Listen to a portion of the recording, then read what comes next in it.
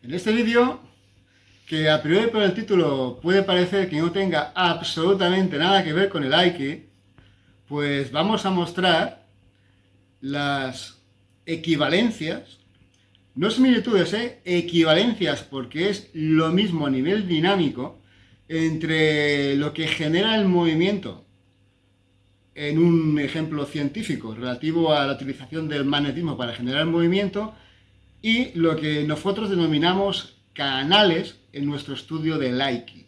¿Qué quiere decir un canal? Quiere decir que si yo me coloco de esta manera con la cabeza aquí, pues si él me quiere dar, lo lógico es que haga eso. El contexto que yo estoy generando está provocando una respuesta y esto tiene una equivalencia en otros contextos, como por ejemplo este que nos va a explicar aquí nuestro científico. Muy buenas, hoy explicaré las atracciones magnéticas un poco.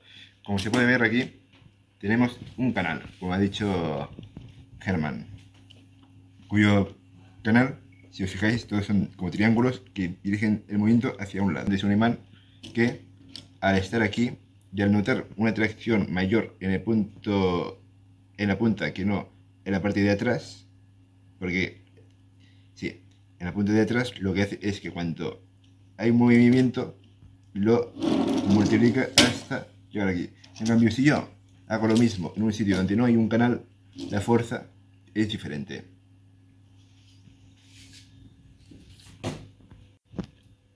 No va a haber una absorción en este segundo ejemplo que está comentando Martí. El ejemplo sería el siguiente: si estamos de esta manera, estamos aquí con una guardia cerrada y tal, pues es un poco absurdo que él intente, por ejemplo, hacerme un jab por la izquierda, porque va a ser inútil, no va a poder entrar. El contexto no permite esa dinámica.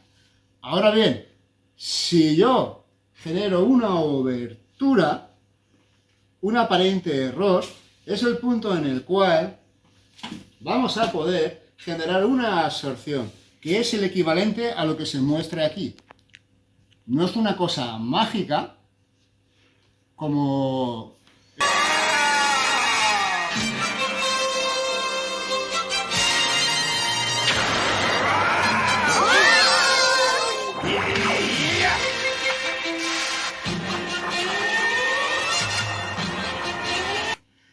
sino que del mismo modo que para que funcione el ejemplo del imán y el relé magnético, en el cual yo necesito un mínimo de tracción para generar la multiplicación del movimiento, cuando yo hago la obertura y él lanza, él no va a venir solo. Si hago esto, él se queda aquí y me conecta a la otra.